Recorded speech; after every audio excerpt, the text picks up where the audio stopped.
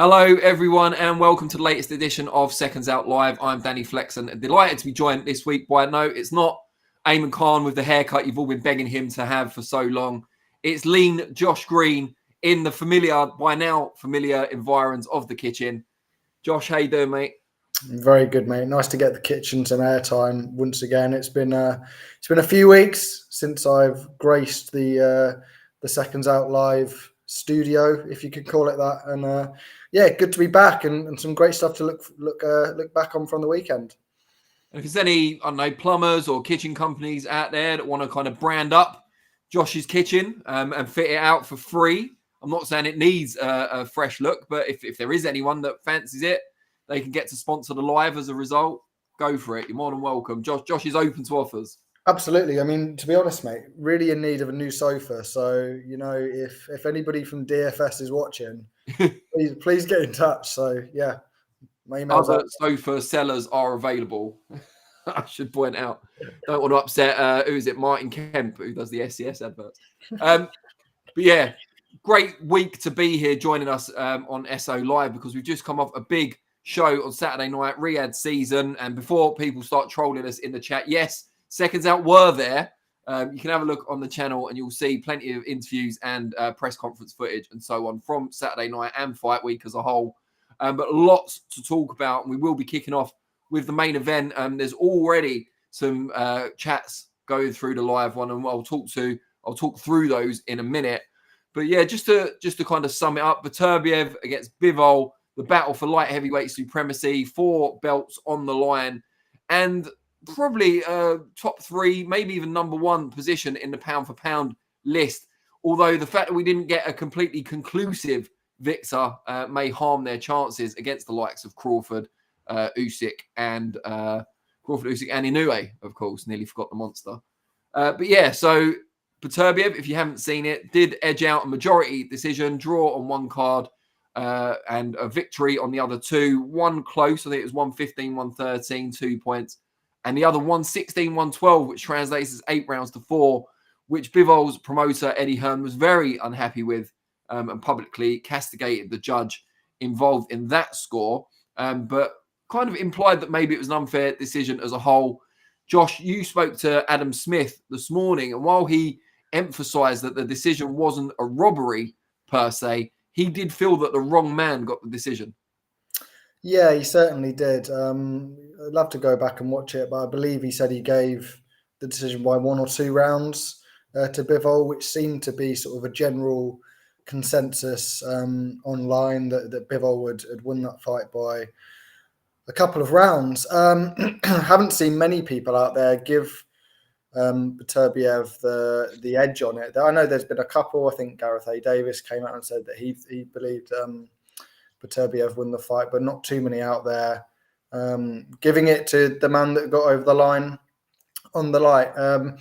I've only watched it once, and I was watching it from a press room in Leicester, so it was a little bit difficult to sort of keep an eye on it as much as I would have liked, and I will be watching it back in the near future to sort of try and reevaluate my thoughts. But from what I did see, and I kept a very keen eye on the first 6 rounds, Bivol for me was in control early, and Beterbiev managed to come back into it and probably finish the stronger as well, which probably you think about the judges, it could be quite eye-catching with the sort of the stronger finish. So that's something that could sort of filter into their opinions and the way the scorecards turned out. But most people having Bivol as the winner, and I can understand Eddie's frustration. I'm not sure he went about it particularly in the correct way, and to call it, to say the judge should never judge again for, I'd say, maybe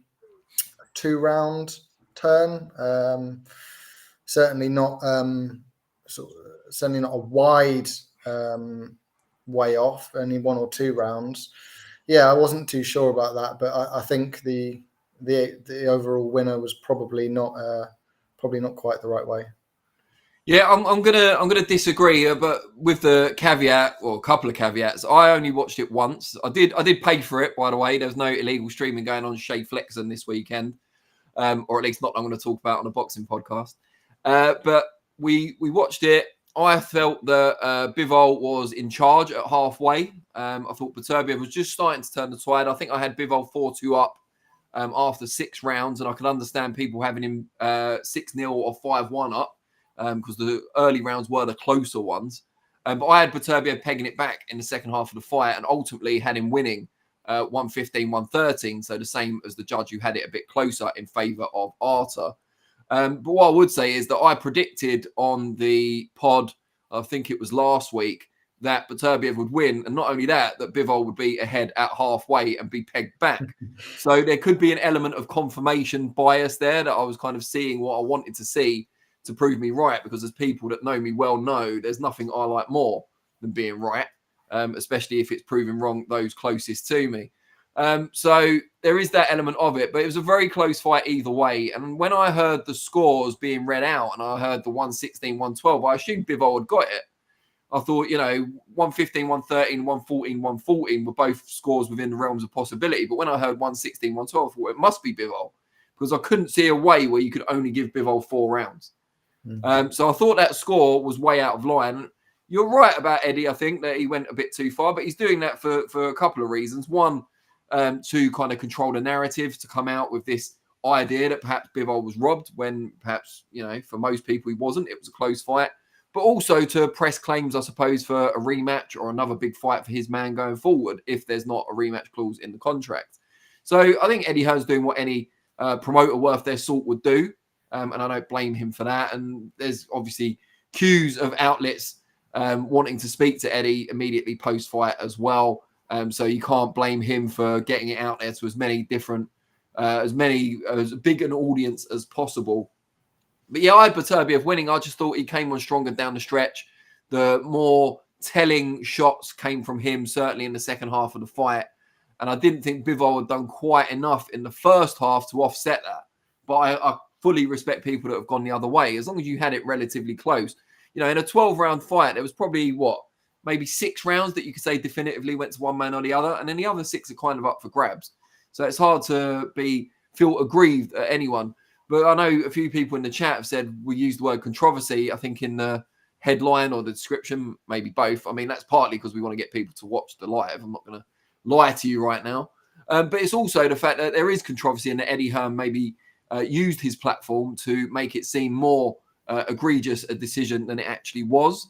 And I also saw in the immediate aftermath of the verdict being read out, across social media, a lot of people saying, that's out of order, that's not fair, etc., etc. So maybe there is an element of controversy, certainly contention. Let's see what the chat are saying. The Water Bearer says, Beterbiev threw power shots, Bivol threw cheek pinches. I mean, yeah, have you ever had your cheek pinched? If you've, I've got a big Jewish side of my family. We get a lot of cheek pinching from the female members of the family. Trust me, it's nothing to laugh about.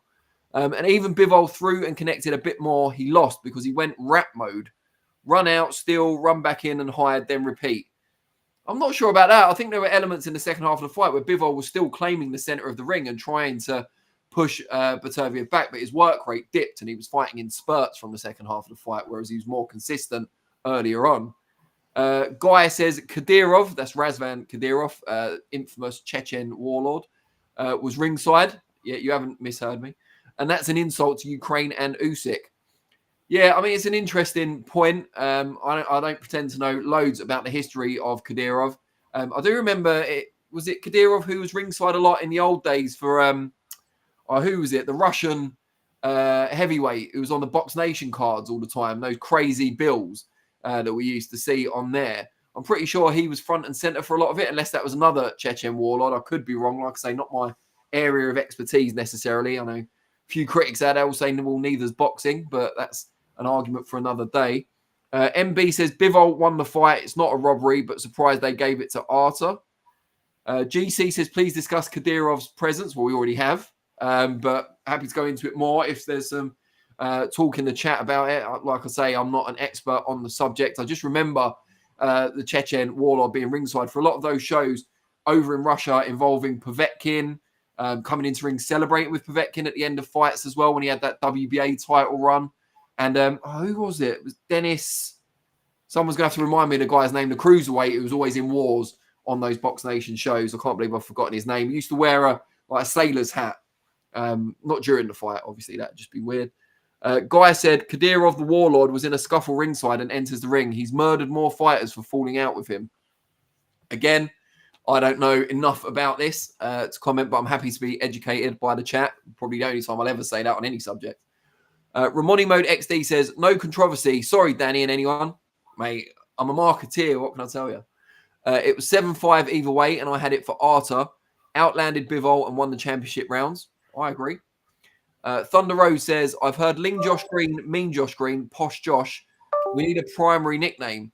Mod Father Vinny, what about a poll to decide?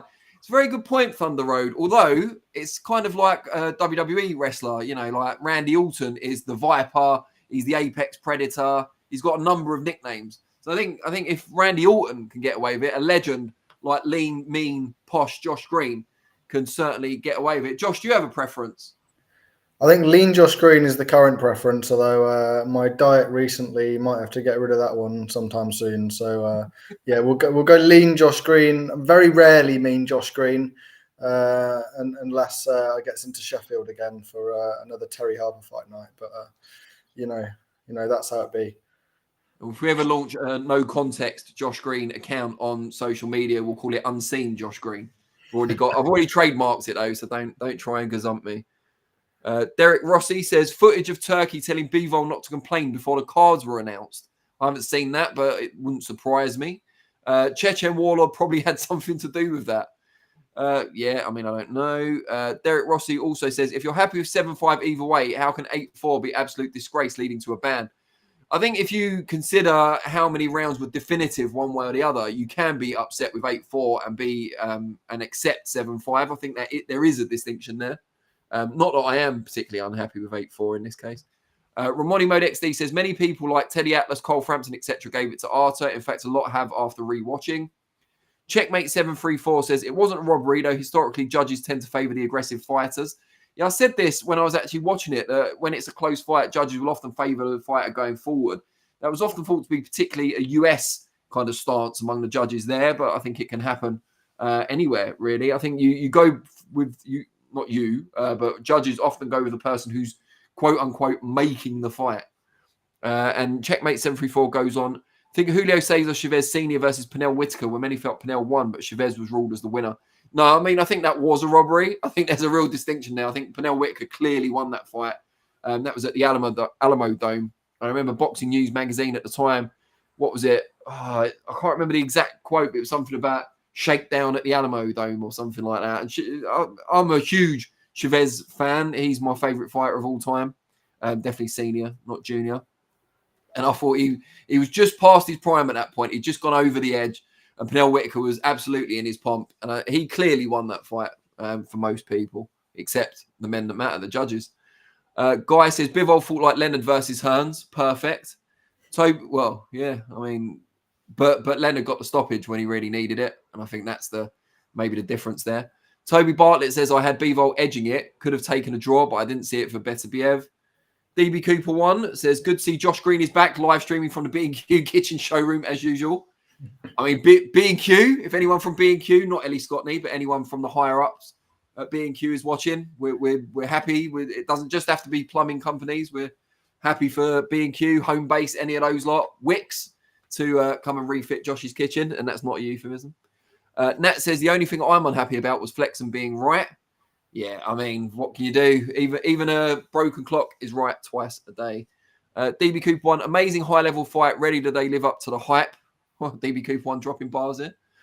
Personally had it a draw, but no issue with Beterbiev winning. Only casuals, clowns on social scream robbery. Derek Rossi back again. If fight happened a few years ago, when it probably should have, Artur would have got the stoppage, in my opinion. Toby Bartlett says, Nat, yeah, that does rub a bit of salt in the wound. Lol. Does no one like me being right except for me? Thunder Road says, chat, don't forget to hit the thumbs up. Fully endorse that. Unlike the comment from Thunder Road last week, which I definitely didn't endorse. And Thunder Road, be on your best behaviour or you will end up on the naughty step. Checkmate 734 says, it wasn't just Eddie Hearn. Frank Warren also thought Bivol was robbed. Well, you know, everyone knows I hate to go against Uncle Frank, but yeah, no robbery for me. Nat's telling Toby he has no idea how frustrating it is when Flexen is right absolutely all the time. MB says, Kudrashov, yes, sat on his personal sofa ringside at lol. Checkmate 734 says, judges tend to favour aggressive fighters unless they're Floyd Mayweather. Oh, thank you, MB. Dennis Lebedev. How could I forget his name? He gave me so many great moments in boxing watching on Box Nation. I can't remember. No, I was going to say I think I even did some punditry work on his fight, but it wasn't. It wasn't a Lebedev fight. It was a foreign show, but it wasn't Lebedev. Derek Rossi says, Lebedev is the most Russian-looking man ever. Eric Kind, I'm sure I've got that wrong, says, rematch 15 rounds to make everybody sure. Yeah, I don't think anyone wants that, even the two fighters. Guy says, Kadyrov, the most wanted man other than Putin on the planet. There's another wanted man who was, maybe still is, involved in boxing. We probably won't talk about him too much on this episode. But yeah, boxing has a low barrier for access historically. So it's not a surprise that people who live largely on the wrong side of law are able to infiltrate the sport, whereas you wouldn't see that in some other more mainstream sports, perhaps. Big Boy Game says better because of the constant aggression. DB Coupon says Turkey wasn't telling Bivol not to complain. He was saying he thought he won and to trust him that will get him a rematch.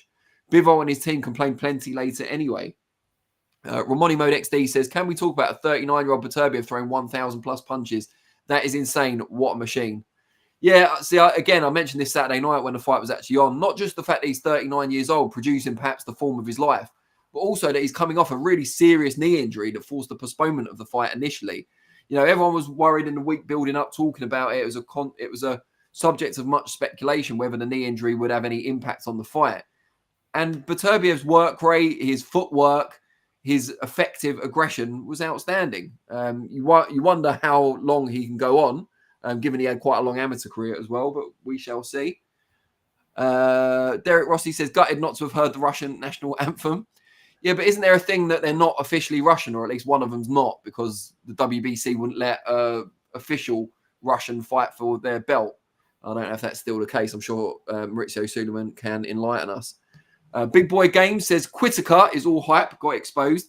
Yeah, we found it quite funny last night that the Whittaker moniker didn't take at all long after his fight with Liam Cameron to come out, but we will be talking about that fight in due course. I'm sure we've got a lot of thoughts and feelings on it. Mark and Leon's World says, I had it even, but Arthur's body shots late were killing Bivol. I thought he invested in the body quite early on as well, and I thought Bivol could have gone to the body more than he did. I wonder how he'd handle shots early in a rematch. Eric, stop posting the same comment, please, or we'll have to put you on the naughty step. See you post it another 2 times since then as well. Krampus says, Beterbiev won it for me. I'd always choose the one who I'd rather beat at the end of every round. Where are we? It's Me Daily says, if you all notice, commentators were extremely biased to Bivol and the highlights per round are 100% only Bivol highlights for some reason. It depends where you watched it. I watched it on Sky Sports, not on the Zone, so I'm not sure. I see Modfather Vinny's put the poll up before I've introduced it, which is great. Glad to get up as early as possible. Ramoni Mode XD says, oh yeah, the Zone commentary was terribly biased to Bivol. Wow. I didn't see it on the Zone. He said, Arthur also said the knee affected his movement a bit in the post-fight presser. Okay, well, imagine what he'd be like at full fitness. Jackie Boy Johnson says, time for more judges. Many thought Bivol won, yet all 3 judges didn't have him win. The Water Bearer, Andre Ward, Gareth Davis, Eddie Hearn, and the like all lie, but not Teddy Atlas. Teddy believes in honour and the value of truth. He'd chosen Bivol to win before the fight, but scored it 115-113 to Beterbiev. I'm not sure if Andre Ward, I'm not saying any of them lie, particularly, but I'm a big fan of Andre Ward's integrity. Guy says they're both Canadian now. Blame Canada.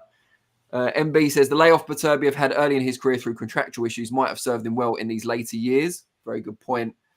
Derek Rossi, AB looked slower in the first half, wasn't closing distance as well, did pick up in the second half, but did show signs of slowing down. As I said, Modfather Vinny has already put the poll up. Very good. He also put the podcast up last night rather than this morning for the first time in ages. So he's obviously in a rich vein of form, is the Modfather. So I thank him for that. And the poll is a very simple one. Who should have won the fight? Basically, who did you have winning on your scorecard? Beterbiev, Bivol, or draw? Let us know what you think, and we will share the result at the end of the show. But yeah, Josh, you had Bivol winning. what was it about his performance? How do you break it down for whatever reason you had him ahead at the close of those 12 absorbing rounds? I think incredibly evasive. Just at times a complete boxing masterclass. His movement was incredible. I mean, the pressure that Beterbiev was putting on him throughout the 12 rounds was superb, and I think a lot of that did tell in the later rounds. And there were a lot of rounds that were very, very hard to score. I think you said earlier that there were, in your opinion, there were 6 definitive rounds. That means there were 6 that could have gone either way. I decided to score a couple of them in the favour of Bivol, but when I do get to watch it back, maybe I'll score them the other way around. So yeah, I mean, just in terms of the technical aspects of what Bivol was able to do on the night, I was incredibly impressed by his defensive game. He was catching, I believe, a lot of Beterbiev's shots on the gloves, although that did cause some of the injury sort of around that eye with the shots going into the gloves, and then Bivol's gloves sort of inadvertently going into his face. So it's sort of hard to score the damage that was being done on Bivol's side. Obviously, he came out of the ring after the 12 round looking a little bit more worse for wear, but for the majority of the fight, I think his defense was completely watertight, and I was very, very impressed until those later rounds. So, yeah, as I said before, I gave him a significant advantage at the halfway stage, and I didn't think Beterbiev could quite claw it back. Although I will caveat that we're saying that if there was another 1, 2, possibly 3 rounds, I think they would have all gone in the favour of Beterbiev. I think he was getting even stronger in the fight, and Bivol was slowing down slightly. He might have even got a stoppage if there was another round or 2, but there wasn't. There was only 12 rounds, of course, these days, and yeah, I did have Bivol up by a single point, but I will be watching it back, and we will have to re-record this episode of SI Live when I'm completely wrong. You'll have a new kitchen as well by then, so it won't help with consistency. Yeah, yeah. No, so I thought Bivol was definitely in charge over the first 6 rounds, but then I kind of expected him to be going in, and he was outboxing him, but he never seemed to be taking enough out of Beterbiev, didn't take enough wind out of his sails to be safe and be able to kind of coast through the second half. And obviously he was putting a lot more energy in as well, because while Beterbiev was making Bivol work with his footwork, he wasn't throwing a hell of a lot of shots. He wasn't doing too many explosive bursts. So you knew he had something in reserve for the second half, certainly more than Bivol. And I just felt he won his rounds in that part of the fight more clearly than Bivol had in the early part of the fight. And it is scored on a round-by-round basis. That's how boxing works. And for me, 115, 113, 7 rounds to 5 at the end. Just looking now, MB says, I reckon Turkey will dangle the Opataya fight for Artur with the condition he rematches Bivol. I mean, I'd like to see an immediate rematch if it's going to happen at all. I think Beterbiev's only got a certain number of fights left at the age of 39, and with the injury and everything else. And who else is he going to fight? You know, Opataya, that's a tough fight for him. I know he was a heavyweight as an amateur, so he can put on the extra muscle. But then would he ever come back to light heavyweight after that? We've seen many examples of fighters in the past who bulked up to go up in weight and then struggled when they come back to their previous weight class. But not only that, if he's only got a couple of fights left, the big money fight for him is a Bivol rematch. In terms of fights that are actually winnable, I think Opataya might be a bridge too far. I don't think Canelo will fight Beterbiev anytime soon. He's not old enough even for that just yet. No offense, Saul, if you're watching, which certainly not. But yeah, I think Beterbiev should rematch Bivol unless he feels that the time is right to hang him up as an undisputed 4-belt champion, which no one could blame him for doing so. Where are we? Derek Rossi says AB double jab is crazy effective. Guy says Beterbiev corner was screaming at him, saying he was behind and needed a knockout. The Keggy said, I had it a draw, but I can totally understand Beterbiev winning 2 as he won rounds 10, 11, and 12 and finished strongly. I do think Beterbiev would win the rematch a lot more clearly. DB Coop 1 says to Guy, they always say that anyway to encourage a KO. Even the com said at the time he could easily still win on the cards. Guy says Jaya doesn't want Bridgerweight. Ha ha. The Keggy says, I don't think Bivol can up his game in the rematch, but I think Beterbiev can. MB says Beterbiev can't find making 175 pounds easy to make, though. Yeah, I agree, but cruiserweight's such a big jump, isn't it? From 175 all the way up to 200 pounds. 25 pound rise, almost 2 stone in British terms. I think that's a bit of an ask, especially to go up against one of the best pound for pound or fellow best pound for pound fighters in the world today, as Jai Opetaia, who we will be talking about when we get onto the undercard. Sufyan229 says AB destroys him in a rematch. Just to remind everyone out there, AB does refer to Artur Beterbiev and not Adrian Broner. Micah Jackson says the right man won the fight. Lol, it was a close fight. Completely agree. Sufyan goes on and says everyone who's watched it again says Beterbiev all day, 7-5, which is how I had it. DB Coupon says, did you guys see Bivol's ex-wife live streaming the fight and cheering on Artur? I didn't see it, but I saw snapshots of it on social media. I don't really know what to say about that. I don't know exactly what's gone on between the two of them. I think once you've moved on from someone in that way, you're probably not that bothered what they think, even if it is a bit of a public embarrassment. But yeah, I wonder if anyone has or will ask Bivol about it. Ramoni Mode XD says Liam Cameron said he heard Ben Whittaker's corner telling him to stay down and say you're injured. Yeah, I've seen that. I've seen him say that. He said that to us as well. But we'll get on to the Ben Whittaker Liam Cameron fight in due course. Perry says I had it 6 rounds each, but could have given 1 round either way. The Keggy says I don't think Bivol or Clarke will be the same after those fights. Yeah, I mean we'll talk about that horrific Frazer Clarke knockout loss in a few moments, I think. The Water Bearer says, I've interacted with Ward post his retirement. He holds back on the truth, at least, if not lie. He's business-minded. I mean, that's the truth in your opinion, though, isn't it? You know, he would insist that he is telling the truth. Teddy Atlas keeps it real and same no matter what he does. Guy says, yeah, the ex-wife wasn't happy with Bivol. She was live streaming on YouTube. And Jackie Boy Johnson says, there was no right man. It should have been a draw. So before we move on to the next segment, we have got a poll out. Who do you think should have won the 4-crown Showdown main event? Bivol, Beterbiev, draw. Please do vote, and we will tell you the result at the end of the show. Do give us a thumbs up if you haven't already. And if you're not a subscriber to Seconds Out, please do become one, because we have plenty of great content for you to enjoy, both from last week and even from today. We've got reactions to everything that went on over the weekend from Adam Smith, Sam Jones, and plenty of other people as we go on. But it wasn't the only fight that took place on that show on Saturday night, as gripping as it was. There were a few others, and one was, I guess, the least competitive fight on paper going into the fight on the show, and that was Chris Eubank Jr.'s win against Kamil Szeremeta, and more notable perhaps for the pre-fight and post-fight fracases with Conor Benn, a fight that's been talked about, nearly happened for, a couple of years now. Famous fathers or legendary fathers, in fact, who did fight each other twice, but their sons have yet to get a renewal of hostilities over the line as yet.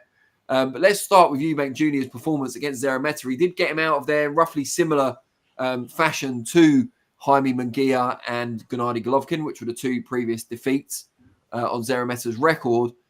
But I've seen a lot of criticism that he had Szeremeta in trouble early, failed to get him out of there perhaps as early as he should have. Josh, what did you make of Eubank Jr.'s performance? Yeah, fairly underwhelming. As you say, he had the opportunity to get him out there in the first or second round, putting the combinations together well, and didn't really take the opportunity when it was there. It would have been good to put down that statement performance against Szeremeta ahead of a big fight against a Conor Benn or whoever it is to be in the opposite corner. And I think the only option is for it to be a big fight. We know Ben Shalom and Turkey have said that the only option next for Chris Eubank Jr. is a world title fight or a big fight against a Canelo or a Conor Benn. So, yeah, I would have liked to have seen him make a statement victory. He let Szeremeta back into the fight. I don't think there was much doubt that it was going to be a stoppage as the fight went on, but he should have done it so much earlier. I mean, it was there for the taking, to be honest, in the first couple of rounds. And I think was it the fifth or the sixth that he eventually ended it in after. I think it was the 7th, wasn't it? Was it the 7th? I think so. I could be wrong. I think, 4 knockdowns later, gets the job done. So look, it's a win, which is the least we sort of expected. Certainly in convincing fashion. So I guess he got what he wanted out of his trip to Saudi. We've built some hype for the Conor Benn fight. He's got a win in the books and maybe shaken off a little bit of ring rust. But if that Chris Eubank Jr. turns up against Conor Benn, there's going to be a real chance for Ben to get the win on that night. Yeah, so I'll go into my view of that in a minute because I didn't see the whole fight. I was putting my son to bed around the time that was happening. So I watched the first few rounds, then came back and he'd won. But I'll talk about it in a minute. He did pick up the vacant IBO belt, which he can add to what did he have before? WBA interim, and is this his second reign maybe as IBO? Second IBO. The chat can let me know. But yeah, Derek Rossi says Sky Nicholson versus Raven Chapman was probably the least competitive fight on paper. No, Derek, it really wasn't. There were a few people actually picking Raven Chapman to win. I wasn't one of them, but there were a few people that said that. No one was picking Camille Szeremeta to win. He's a notable name because of his losses at top level. Everyone was expecting Eubank Jr. to win. It's just the fashion in which he got him out there, which is what we're discussing now. Sky versus Raven didn't prove particularly competitive in the ring. But yeah, I mean, it was expected to be more competitive than the Eubank fight, I've got to say. I agree with most of everything else you've said in the chat so far today, though. The Keggy says, why did Eubank get an easy fight? His whole career has been like he's a prospect when he's 35. Yeah, I mean, I vehemently disagreed with it. As anyone who watches this show regularly will know, I went on a big rant about it. Don't think he should have had a marking time fight. He hasn't got the time to mark. But yeah, what can you do? Money talks. Ramoni Mode XD says, was it just me or did Eubank look a bit off when he got hit? The weight may be affecting him. Yeah, I mean, I'm guessing it was at championship weight, wasn't it? If it was for an IBO belt. The Keggy says, I don't even care about Eubank. He had no interest in testing himself against the best out there. Guy says, sitting Conor Benn in the Eubank corner area was all set up in immature games. Oh, yeah, I mean, massively. Because the interviews with Eddie Hearn before the show where he was saying, oh, they really hate each other. Don't be surprised if he jumps in the ring and tries to get him after the fight. I mean, if he's telling security not to let him in the ring, then he would be surprised, surely. So, yeah, I mean, I think it was pretty much signposted that there was going to be a post-fight, argument, just as there was quite predictably a pre-fight one in the hotel. So, I'm not saying don't watch it. It's on our channel as everyone else's as well. So, go and watch it if you want to see. But, yeah, I mean, it is a bit contrived, I think. I think they do dislike. I think Conor Benn vehemently dislikes Chris Eubank Jr. I don't know if he hates him, but I think he vehemently dislikes him. From Chris Eubank Jr.'s side, I don't think he really cares that much, honestly. I'm not sure he hates anyone. He's just not really that sort of character. But I think he sees it as his big money fight. Billy Joe Saunders' comeback hasn't quite got off the ground just yet. The world title fights, at least winnable ones, haven't got over the line. So I think that's a big money fight for him and one that he'd probably enter as the favourite with the bookies, I would imagine.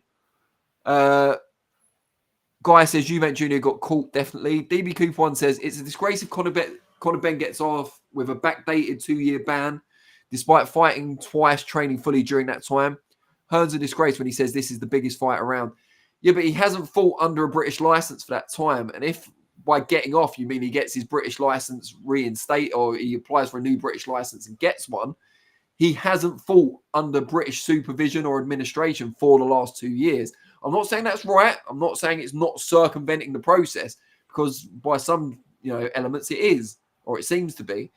But what I would say is we've seen things like this before. Tyson Fury was banned by UCAD and that was backdated and he hadn't been fighting under the auspices of the British Boxing Board of Control during the time in which the backdated ban applied. So it wouldn't be a big surprise. So, there is a precedent for it. Jackie Boy Johnson says, Hearn needs that big fight more than Ben does now. I think that's a bit harsh. I understand why you're saying it, though. Big Chungus says, Josh Green, what a lad. Big Chungus, number one fan of all of us on the channel. Josh, anything to say to Big Chungus? Just nice to have a fan out there, isn't it? I mean, Eamon usually gets the plaudits, but yeah, good to be filling in Eamon's absence. Eamon gets the big love from Big Chungus. Yeah, Big Chungus. What do you think Josh Green's main nickname should be? Let us know. There's 3 in the running according to Thunder Road. So let us know what you think his main nickname should be. As a Josh Green super fan, you're aware of what those 3 nicknames are. Don't need to repeat them. Perry says, I thought it was a decent performance by Eubank, to be fair. Ramoni Made XD says, what was Neymar doing in the middle of Eubank and Ben? Also, Ben speaking Spanish to Neymar when he speaks Portuguese. I've seen that on Facebook, and the first reaction I had, and I looked at the comments, and everyone said it as well. Neymar played for Barcelona forever. Like, he speaks Spanish. Ben doesn't speak Portuguese. Why would he speak to it? Why would he try and speak a language he doesn't speak when they both have a common language in Spanish? Leave Ben alone. I'm sure there's plenty you can criticize him for, but not his pretty fluent Spanish speaking. It's a lot better than my Spanish. Maybe not my French, though. Derek Rossi says, it's almost got to the point where I'd rather see the Ben Eubank fight so we can stop hearing about it. But Eddie would have a rematch clause. Yeah, I mean, I would expect if it makes a lot of money, there's always going to be a rematch clause for any fight of that nature. DB Cooper 1, yeah, he talks about the Portuguese thing as well, but he's now retracted it. Good idea, DB Cooper 1. Derek Rossi says, Hearn have history of moving venues if the fighters fail health checks, so this isn't below them. I think all promoters have. I don't think it's just Hearn. I don't think any promoter is above doing that. What is it? If it makes dollars, it makes sense. That's always the abiding principle of promoters, if they have principles at all. No offense to promoters, they're doing their job. GC says, anyone else find the zone comms always lacking in energy? I love Barry Jones, but it just feels flat. Yeah, I mean, I didn't watch it on the zone, but Barry Jones does have that lovely Welsh lilt, which I understand some people could feel lacks dynamism, perhaps. I watched it on Sky Sports. Who was doing the commentary? Andy Clarke, Matt Macklin. Yeah, and they had some kind of guest pundits on the call as well. Callum Wilson did a bit. Who else? Sorry, Callum Johnson. Who's Callum Wilson? Football player. Benson. Newcastle striker. Callum Wilson, yeah. Newcastle. Yeah, so apologies for that. Callum Simpson. There's too many Callums. Callum Johnson, Callum Smith, Callum Wilson. I mean, the last one's got nothing to do with boxing. But yeah, Callum Simpson was on there. Natasha Jonas was on there. So they had kind of a guest on there for different fights as well. But I didn't think theirs was particularly kind of energetic either. And I'm a big fan of Andy Clarke and Matt Macklin. But I suppose it depends what you're looking for from your commentary. Adam Smith was always kind of an energetic, kind of dynamic commentator in the big moments, wasn't he? Derek Rossi, no, we've done that one. Guy says Fury wasn't banned for PEDs, though, was he? Ben was. Didn't Fury get a backdated ban via UCAD for that? I mean, I'd have to double check, but I thought that was the case. But yeah, I'll have another look. Big Chunga says, always seen him as the big JG. That's Big Chungus'. That wasn't one of the options, was it? Yeah, that's Big Chungus' way of saying he doesn't know what the other 3 options are, I think. Perry says, where was Bellew? Yeah, I'm not sure, Perry. Good question. He just wants to be left alone, to be fair. So probably maybe with his wife and kids. Yeah, exactly. He must have been at home. Got home safely, I heard. Guy says, we love Tony Bellew, but he's so quotable. Barry Jones says, Fury versus Wilder 2, the ropes kept him up. Makes me laugh every time. Derek Rossi says, has Frank ever put you in a horizontal position, Danny? This is, I hope, referring to Frank Warren talking about leaving Ben Shalom horizontal if they ever had if it ever went beyond a war of words. No, he has not. He's banned me once, fired me twice, but he's never chinned me. I mean, I say never. There's still time. I reckon he's still more than capable at his age. Guy says cocaine wasn't Fury's banned for. And then Ramoni Mode XD says Fury was banned for nandrolone. Yeah, I think he tested positive for both, but I think he was banned by UCAD for nandrolone, but I would have to double check. DB Cooper 1 says, I like Frank, but he lost the plot over the Ben Shalom stuff. Shalom did nothing wrong. He did kind of barge him out of the way, didn't he? I mean, I've only seen one angle of the footage. Derek Rossi says, Fury served his ban during retirement, should have started once he came out. Yeah, but wasn't there, I'm sure there was a couple of fights before it became public where he was still fighting, because that was a big source of controversy at the time. Guy saying, yeah, I got it wrong then. I thought it was cocaine. Okay, so Eubank Ben is the kind of big story coming out of Eubank's fight. It was never going to be Szeremeta pulling off an upset, I don't think. But there was plenty more going on the undercard. And I think next for us on our slate is is it Wardley Clarke? Modfather Vinny will put up the new headline and then I'll know for sure. But I'm pretty sure it's the Wardley Clarke rematch. Yeah, no war for Wardley. Not this time around. The first fight between the two heavyweights for the British title. Absolutely gripping. Could have gone either way. Could have gone one of three ways and actually was a draw in the end. And I think, so a lot of people saying, I hate to keep going on about how right I am all the time, but a lot of people were saying in the build-up, it's guaranteed to be fireworks, it's going to be another war. And I said last week on this very podcast, sitting on this very bed, looking at this very camera, too many varies, that it probably wouldn't be the same because neither of them would want to make it that hard for themselves again. They'd both be looking for the way they could make it easier for themselves. And in Frazer Clarke's case, that would be outboxing Wardley. In Wardley's case, that would be banging him out early. And I think an hour or two before the show started, in a non-public conversation, but there are people, I think, in the chat that I had this conversation with, so they could back me up. I said, I think Wardley's going to wipe him out this time. And the reason I thought that was because Frazer Clarke is a consummate boxer. He would have felt that he could improve on his previous performance and make it beyond doubt with the judges. But he admitted in an interview on our channel that Wardley was the bigger puncher. He said, there's hardly anything that Wardley's better than me at. I'm better than him in almost every area, but he's probably a bigger puncher than me. And that was always the kind of ace card that Wardley had. He was always able to turn someone's lights out. And the more he was under the cosh, the more hurt he was, the more dangerous he becomes. And I just felt like working with Ben Davison and that team there, they do a lot of video analysis, and he'd have been looking at ways, or the team would have been looking at ways that he could unload that power earlier on in the fight, that he could set traps and he could be in position to make his advantages tell. And Frazer Clarke might well be right. It might be that there's not many things that Wardley has an edge over Clarke in. We're not sure. The fight didn't last long enough to truly tell us. But one of them, and Clarke was right in this, is power.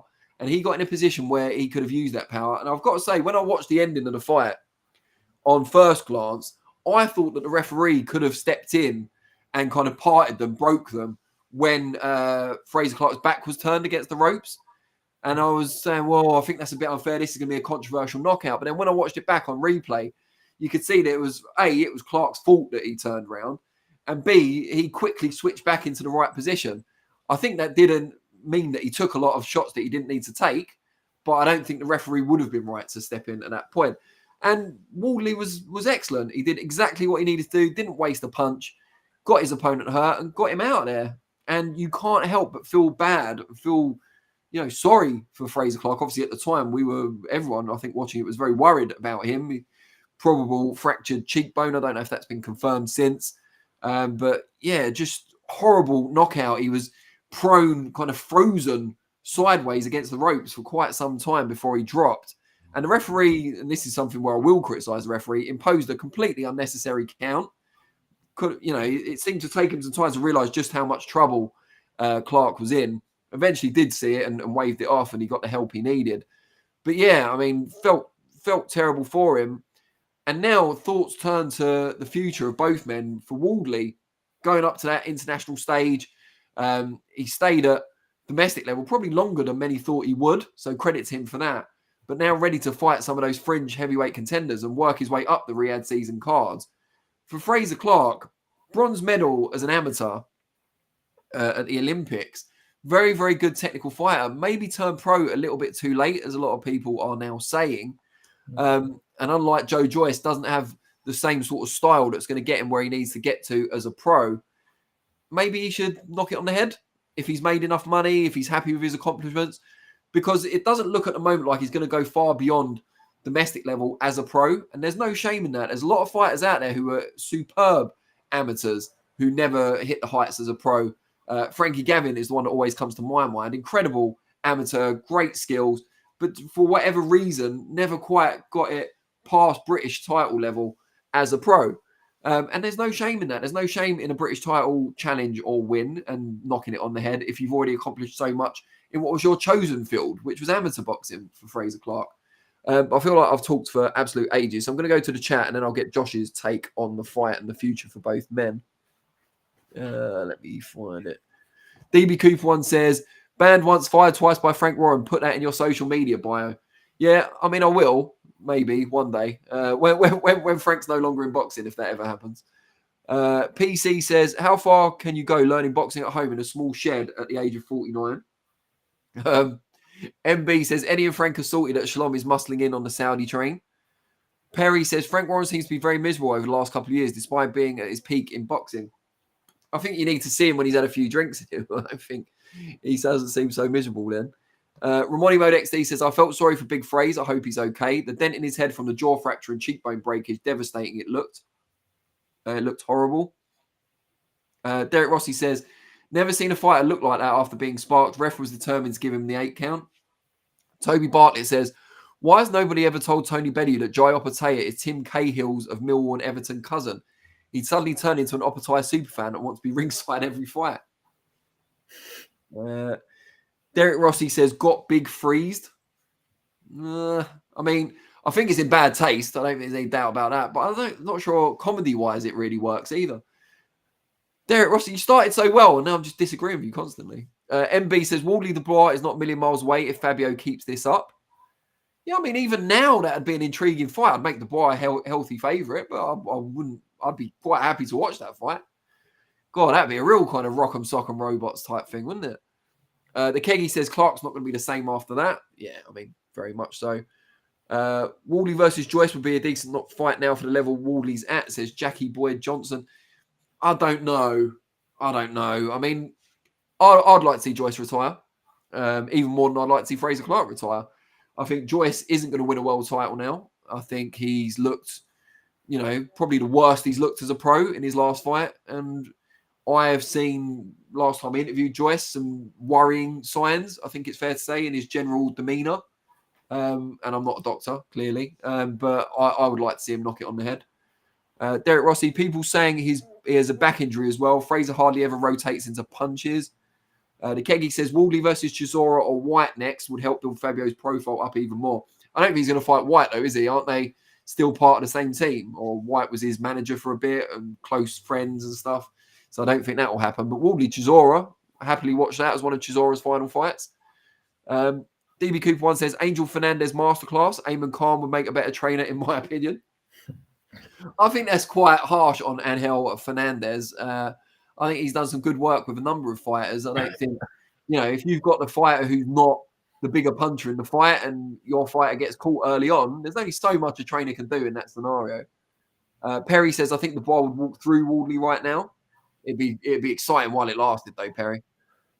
Guy says Joyce would get floored. The Water Bearer says Eubank Jr. seems annoyingly full of himself. Is that the reason why Ben dislikes him intensely? I like Junior since he beat Liam Smith in the rematch. His boxing's not particularly impressive. What sells his fights? I mean, it's his charisma, his combative nature, probably some of the delusions of grandeur that people criticise him for is one of the reasons why people watch his fights as well. They're hoping he's going to lose. They're hoping he's finally going to get what's coming to him, in some people's opinion. It worked for Nassim Hamed, who was obviously a much more talented and accomplished fighter. It can work for Eubank Jr. Thunder Road says, did we know who put the dent in Frank Warren's right temple? If he keeps bullying Ben Shalom, he'll get another. Is that you offering to take up on Ben Shalom's part, Thunder Road? Because I'm not sure Ben himself is capable. When we were watching it on Saturday night or build-up or whatever, I said then, I'd still fancy Frank, like in a dust-up and on the road. I'd fancy Frank even at the age of 70 or whatever to get past Ben Shalom. No offense to Ben. I'm not saying he can't throw hands. I have no idea either way, but I'd fancy Frank in that one. Ramoni Mode XD says, I rewatched Joyce Dubois, and wow, Joyce was so much sharper back then. Yep, I think that's fair. Wardley versus Chisora would be decent, says Perry. The Keggy says, Dubois is a lot more sophisticated now than Rock'em Sock'em Robots, but I get the reference. Yeah, you know what I mean. They both come to fight. They're both aggressive. They meet in the middle of the ring and let loose. I'm not saying there's no art to Dubois' work. MB says, I like the Ajagba fight. It's world level, gatekeeper level. Yeah, that'd be decent as well. Or maybe someone who give Wardley rounds as well. So someone like, I'm not saying Ajagba won't, but someone like a Jermaine Franklin, perhaps, just off the top of my head. Big Baby Miller. That'd be fun, wouldn't it? Jackie Boy Johnson says, surely if you want Joyce to retire, Chisora should retire. He can take a lot of punishment from Wardley. Yeah, but bear in mind, Chisora did beat Wardley. So he has Chisora did beat Joyce. So, yeah, I mean, I want Joyce to retire because of how far he's fallen from his previous highest level. I don't think Chisora's, the gap between his best and his recent form is as marked as Joyce's. DB Cooper 1 says, by the way, shout out Radio Raheem for the Daniel Dubois interview. Never seen Dubois talk so freely for 25 minutes. SO seems to have a monopoly on the Dubois family. Yeah, funny you should say that. I think next Monday or Tuesday I might be going to see Stan Dubois again. The Keggy says, Shalom is a big soft boy. Derek Rossi says, if Wardley isn't ready for Kabayel Bakoli, what about Jalalov? I mean, I'd say it's the other way around. I'd be more worried about Jalalov, to be honest. But, you know, what do I know? But no disrespect to Kabayel or Bakoli, who are both really good fighters. But Jalalov's an absolute beast. And at least with Kabayel Bakoli, there's plenty for Wardley to gain if he defeats those guys. Jalalov's a similar kind of level as a pro in terms of where they're at in their career. But he is also a double Olympic gold medalist, an absolute terrifying monster. Toby Bartlett says, is Simon Jordan, God, what is it with names today? Is Simon Jordan going to say Big Frazer will get PTSD if he gets back in the ring like he did with AJ? I think Jordan's point, and I do find the comment funny, but I think Jordan's point was more that AJ hadn't been in serious trouble since the Andy Ruiz fight, and that's why he was going to get PTSD if Dubois put him in that situation. So it's not quite the same. But yeah. Ramoni Mode XD says, can we talk about Whittaker? I'm looking forward to it. We'll get there, I promise. We'll get there. Lots to talk about. It's a great show, actually. Full credit. I don't want to be accused of like kissing arse of Riyadh season and Turkey Al Sheikh, but it was a really good show. I really enjoyed it. I said on Saturday night to my partner, there was something for everyone. You had really good technical boxing at a high level. You had the crazy finish to the Whittaker fight. You had a highlight reel knockout with Wardley Clarke. You had the kind of more showbiz style beef between Eubank and Ben after their fight. There was a women's fight which made history, albeit wasn't most exciting in the ring. So there literally was, it was like a variety show, which I very much enjoyed. MB says, Kabayel versus Bakoli got ordered for a final eliminator. I think can't see Billy Nelson taking that. I mean, I suppose it depends whether he thinks Bakoli can kind of maneuver himself or he can maneuver Bakoli to a world title shot without going through Kabayel. But I think it's a really good fight. Perry says, I genuinely think Simon Jordan is jealous of Eddie Hearn, and I'm not Hearn's biggest fan. I don't know. I mean, Simon Jordan's not exactly doing badly for himself. The Keggy says, Whittaker 100% quit. Thunder Road says, Danny's not going to stand up for an interview. He's going for a tarot card reading. Maybe a palm reading. I don't know. But yeah, he got the chart out last time, so let's see what this time brings. I'm going to take a Ouija board with me just in case. Perry says Whittaker blatantly did that on purpose. All right, well, we've got your point, but I want to get Josh's reaction to Wardley Clarke before we move on to Ben Whittaker. Josh, what do you think Frazer Clarke and Fabio Wardley should do next? Who would you like to see Wardley fight? And the same, I suppose, for Clarke. Yeah, plenty to pick up on. First thing I'd like to say is a bit of credit to Ben Davison for the game plan that was carried out by Fabio Wardley. He's had a lot of stick for the game plan for Anthony Joshua against Daniel Dubois, but obviously it was Wardley that executed it. But the game plan was absolutely spot on against Frazer Clarke, and that was the way that he was going to win the fight. And he ended it in I'm sure, the fashion that they completely planned during their camp. So credit to Ben Davison and team for that. As far as their futures go, I'll start with Fabio. Some of the names you mentioned there, I really like the Ajagba fight. I think that's a really good stepping stone for him. I've seen people mention the likes of Joseph Parker and Zhilei Zhang. I think they're probably a little bit of a step too far to go from Frazer Clarke, say British level, to Zhang and Parker, who are definitely world level, would be more than competitive in a world title fight.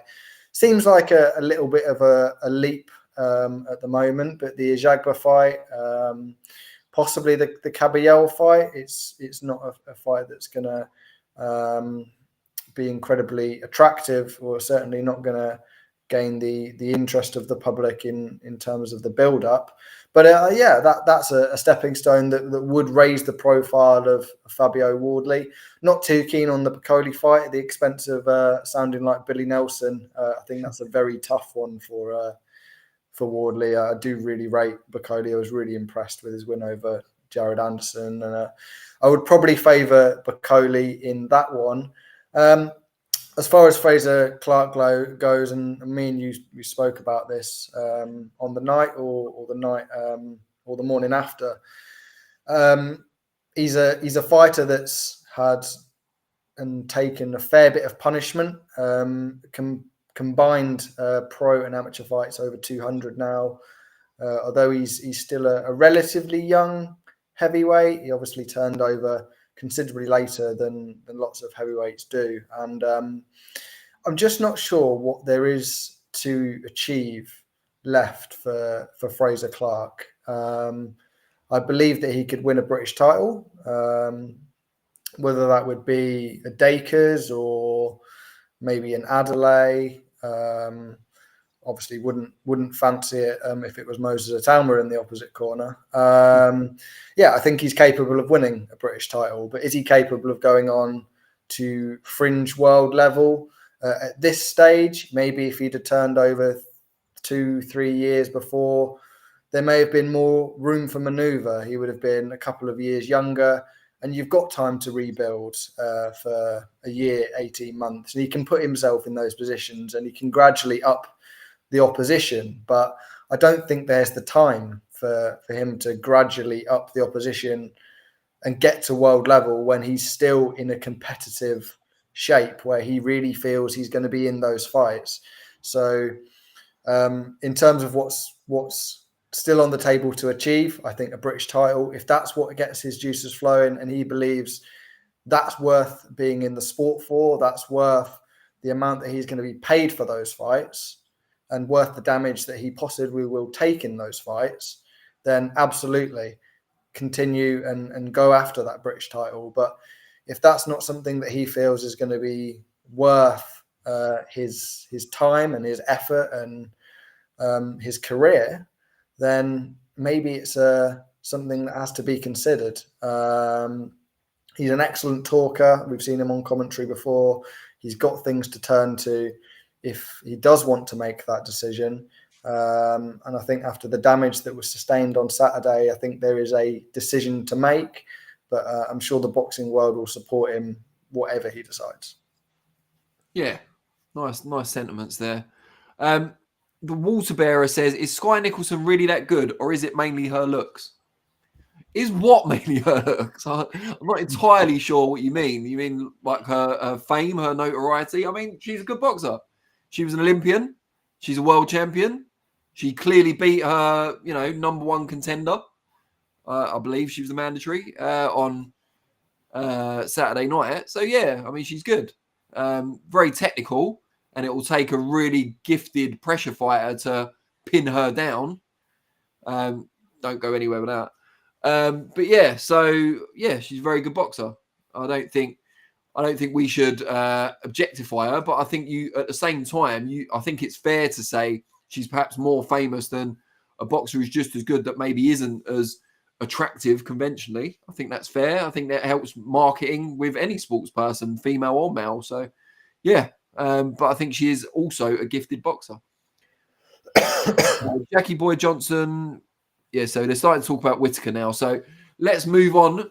I know Modfather Vinny's keen to move on to headline number 4, which is all about a fight which no one expected to get quite as much coverage, controversy as it did. But that was the toughest test of Ben Whittaker's professional career so far, against Liam Cameron. Liam Cameron's a very good fighter, but I think we all expected him to kind of give Ben Whittaker rounds, make him work. But ultimately, Whittaker would probably come through. And the ending was one that no one could have or did predict. In that both men kind of went into a clinch against the ropes.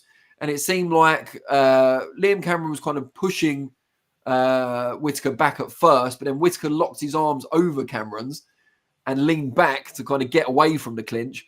And a combination of the two things happening at the same time saw both men go over the top rope, Whittaker obviously backwards. So you would expect Cameron would have been more able to control his body in the air as he was, looking where he was going.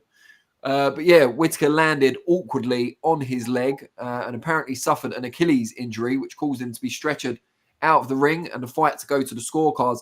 that was the only thing that really annoyed me a little bit about the Sky commentary, is that it took them ages to work out exactly what was going on. And British Boxing Board of Control rules are that if 4 rounds have been completed and accidental injury ends a fight, similar to, a head clash causing cuts, as long as 4 rounds have been completed, it will always go to the scorecards. So it was never going to be a no contest. I think they called it in the end a technical split draw.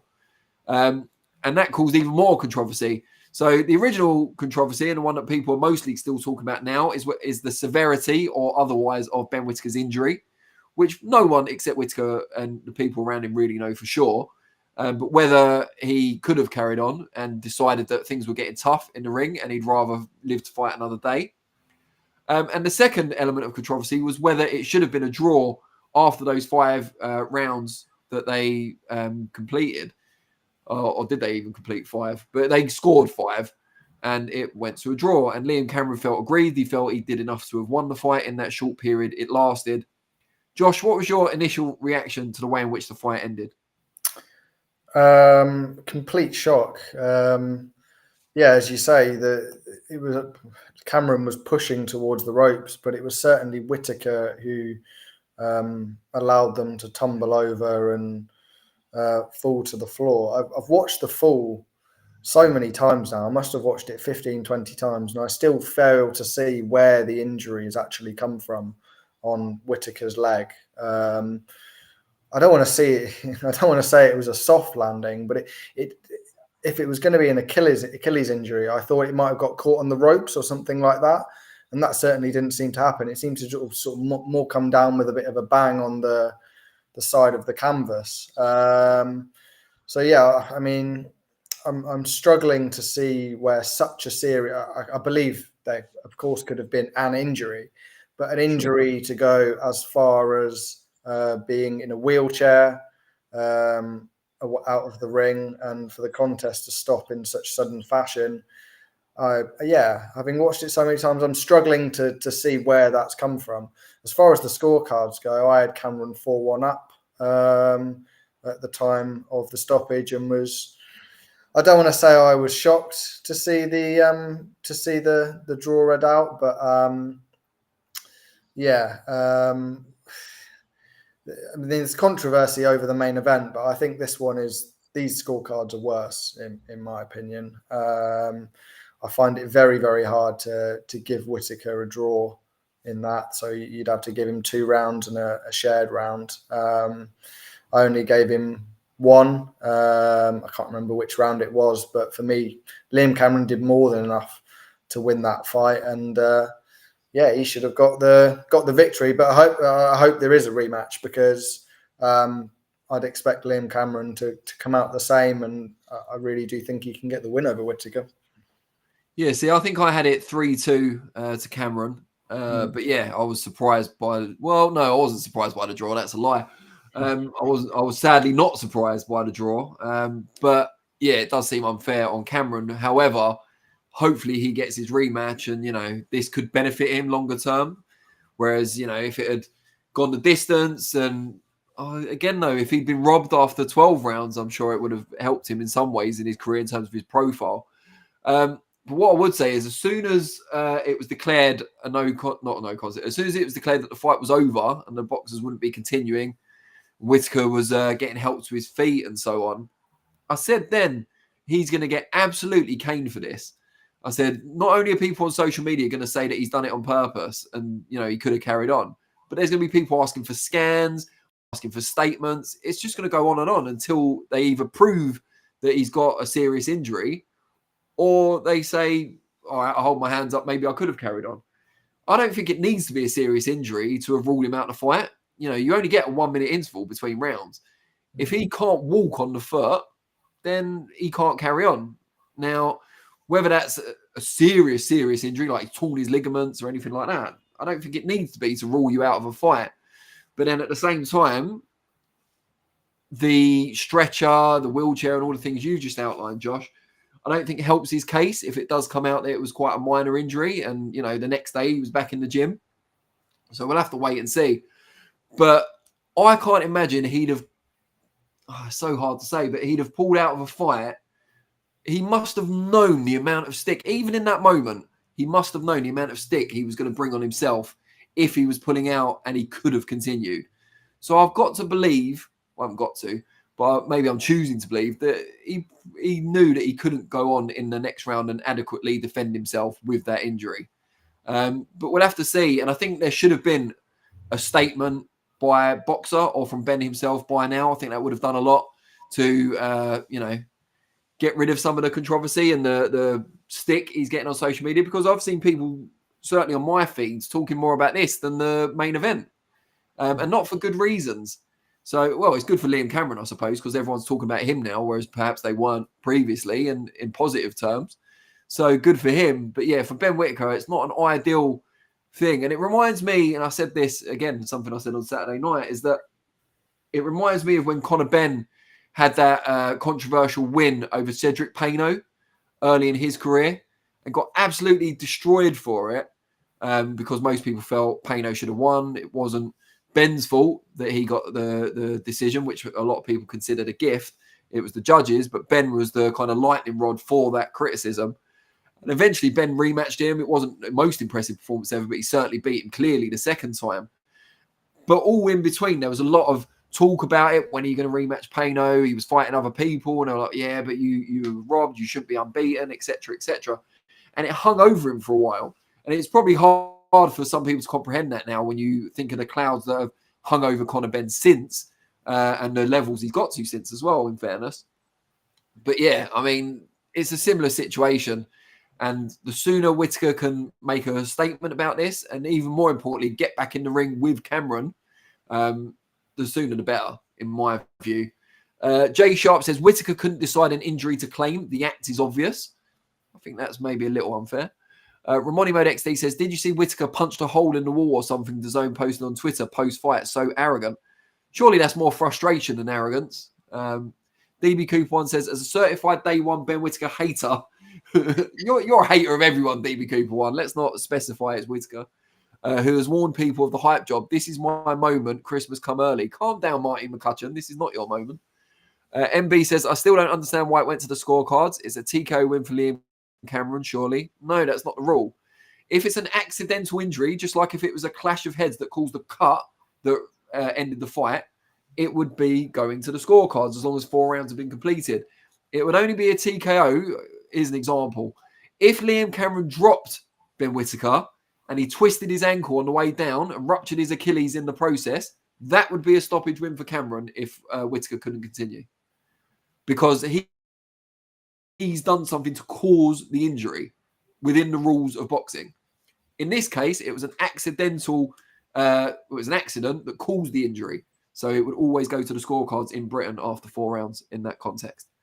Prathik M says Ben Whittaker. Not the first time we've heard that today in the chat. Nat says, Whittaker's finally been exposed and I feel vindicated. Never rated him and knew he wasn't up to the hype. Fair enough. As someone who's regularly vindicated, I can tell you it's a great feeling and it never gets old. MB says, you get 20 seconds to get back into the ring unaided. Whittaker had his entire team lifting him back in. Yeah, so it's either an incredibly good act, as some people are claiming, or he was in a lot of pain. And, you know, I have no problem believing he was in a lot of pain. Just scrolling up, sorry. Ben punched the poor wall. This is DB Cooper 1. Ben punched the poor wall because he knew it wouldn't punch back like his earlier journeyman opponents. I think that's a bit unfair. I think Leon Willings certainly gave a good account of himself in their fight. So, and Cameron was obviously before the ending. Big Boy Garms says, Whittaker leaned on his promoter and hyped to keep his own. Must have been behind on the cards. Well, he wasn't behind on the cards. We know what the cards said, don't we? Because it was a draw. We got the scorecards. Prathik M says, it most definitely is a soft landing. The security caught him on the way down. Only his legs swing out of the canvas. The man has quit. I thought security, not security necessarily, but there was someone from one of the corners as well. They were a bit slow to get over there. Like, it seemed like they almost went over the ropes in slow motion. So maybe I'm being unfair, but it seemed like the people at ringside had quite a lot of time to break their fall, maybe didn't. DB Cooper 1 says, Steve Bunt says he spoke to people who confirmed they heard audio of Whittaker's team telling him to pull out and stay down. Yeah, but you could just as easily say they've done that because they think he's genuinely injured and they don't want him to be too brave for his own good. You know, I'm not trying to give him excuses here, but I don't think them saying stay down means that he's necessarily faking an injury. Jay Sharp says Cameron pieced him up. Thanks, Cameron. Derek Rossi says, was surprised by Ben's lack of gas tank. Does he showboat to compensate for it so he can take more breaks and looks more in control? I'm not sure, but a lot of people said that about Tyson Fury, didn't they, in the Usyk fight? So maybe there is something in that. Dressed to Sweat says he left in a wheelchair. MB says he was gassed, he wanted out. I'm glad we didn't do a poll about this because it would have been like a landslide, wouldn't it? I don't think that's hard to believe. Yeah, maybe you're right. Maybe a loss would have been harder to take for Whittaker than all the criticism he's currently receiving. I don't know, though. Dressed to Sweat says Ben was winning the 5th, but he was completely gassed. He would have been stopped due to his lack of fitness. Ben is better than Cameron, but he got it wrong in that fight. Derek Rossi agrees, saying he was running out of gas badly.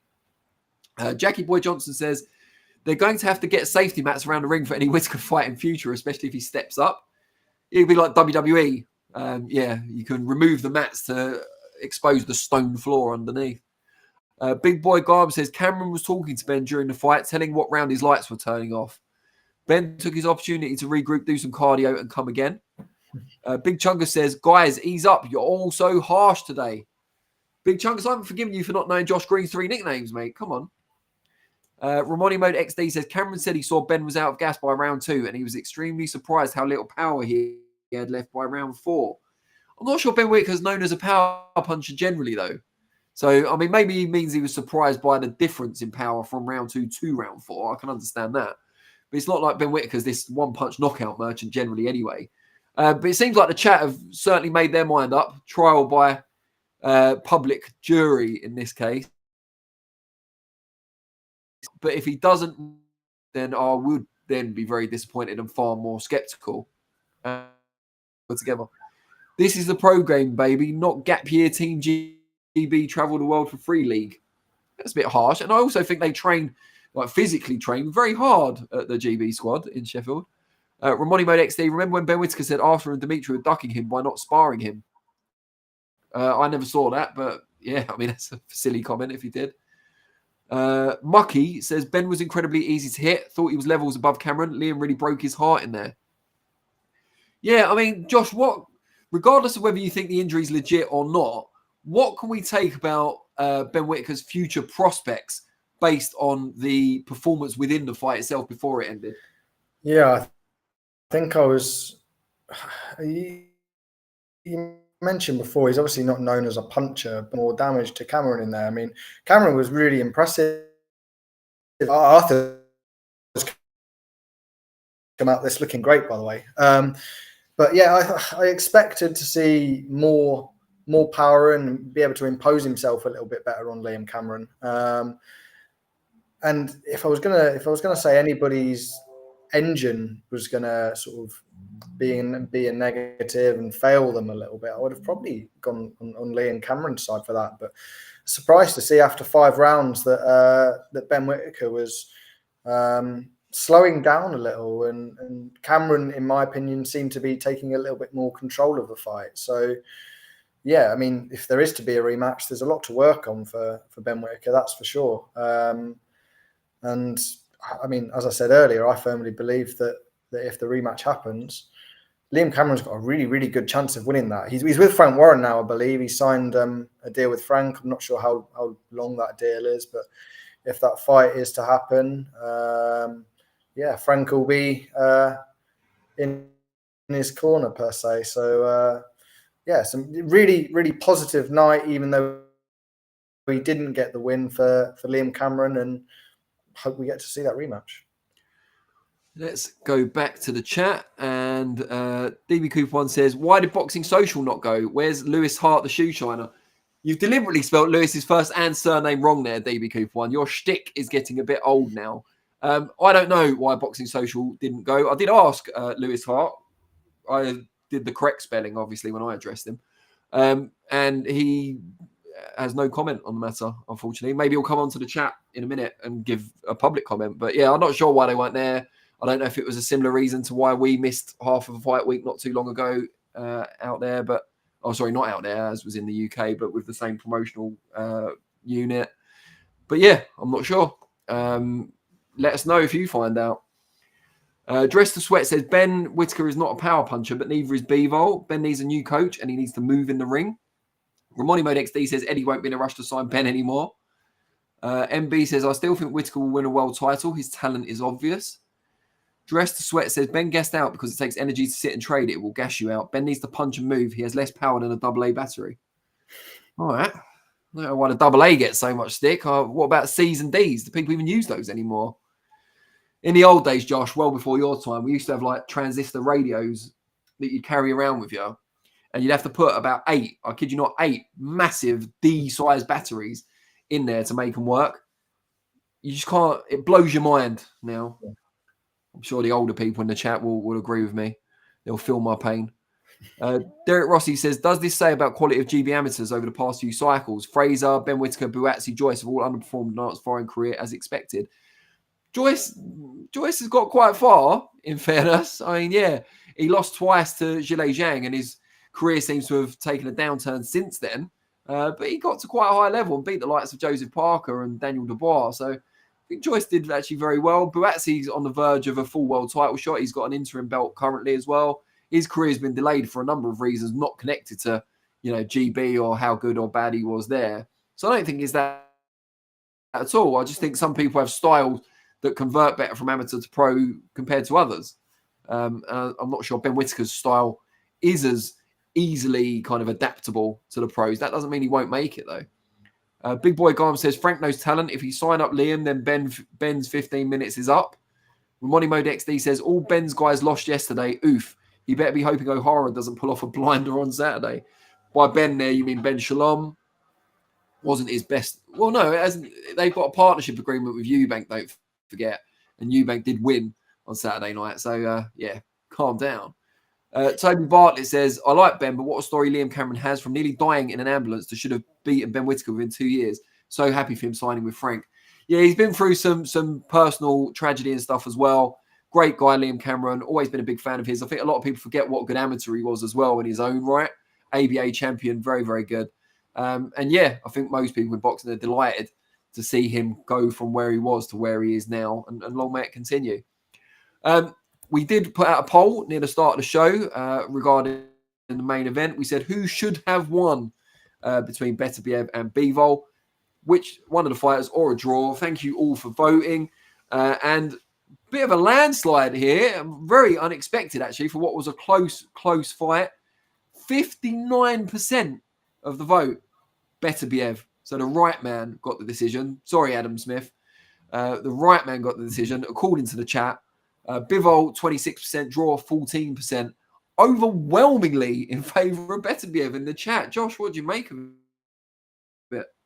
Yeah, I mean, surprised to hear and see that, considering what I've seen online in the last close to 48 hours. I mean, yeah, post fight it was Bivol. So yeah, I'm actually surprised we didn't get a couple more on the draw. I mean, it was a very easy fight. When I say a very easy fight, but it was a fight that could have conceivably be scored as a draw, and I'm sure lots of people did score it that way. So yeah, I mean, it's a fight that could have gone any of the three ways. So I guess yeah, people have their opinions, and hopefully we get to see them back in the ring later next year.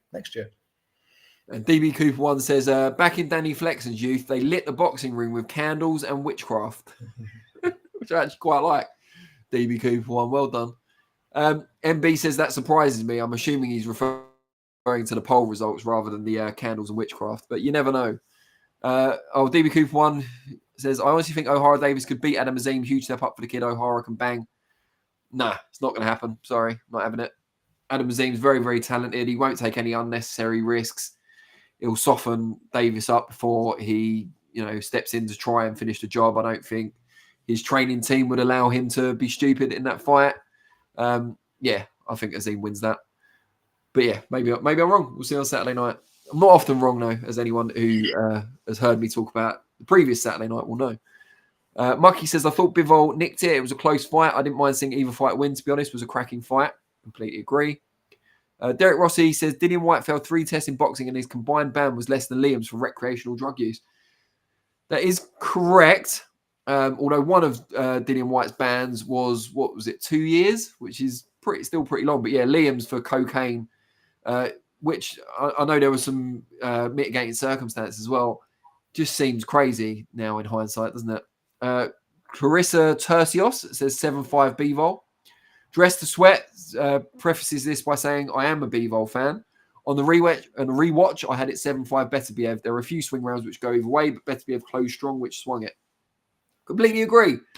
I want to thank you all for tuning in. Please do give us a thumbs up if you haven't already and a subscribe if you're not currently a Seconds Out subscriber. We've got loads of content on the channel from last week, and we're going to have plenty more coming to you this week from the team. But really appreciate you watching. If you're watching on playback rather than live, you missed out on the wonders of the live chat, but don't despair. Please do leave your comments below. We do respond to some of the comments on playback as well. But as is usually the case with SO Live, the closing remarks go to the co-host. And in this case, that is lean, mean, posh Josh Green. Call him what you want. Just don't call him late for the podcast. Josh, what you got for the people out there? Or the big JG, according to Big Chungus, I believe. So we've got to add that one to the list. Yeah, if you've missed your fix of Ayman Khan, I believe he'll be down in East London this week. So plenty of Ayman Khan related content or more. And Mod Father Vinny on Thursday and Saturday. Well, yeah, I mean, he won't be on camera. He won't be asking the questions, will he? But I mean, yeah, he could do. Maybe we reverse it. Maybe get Vinny asking the questions. Vinny's time to shine. But yeah, great card down in East London. I'm a really big fan of the card. Fully expect Azim to get the victory, but for me, Dan Aziz versus Louis Edmondson is an absolutely cracking fight. Not really sure where Aziz is in his career, especially after the draw at Crystal Palace a few months back. So great fight, that one. Anthony Yard on the card, Shannon Courtney, TKV against Ignatius. It's a really, really exciting card. And yeah, I'm sure Ayman will be speaking to as many of those people as possible. He's been at Misfits today as well. So busy old week for Ayman Khan. And yeah, busy old week for boxing in general. So we'll see you next Monday at 4 p.m.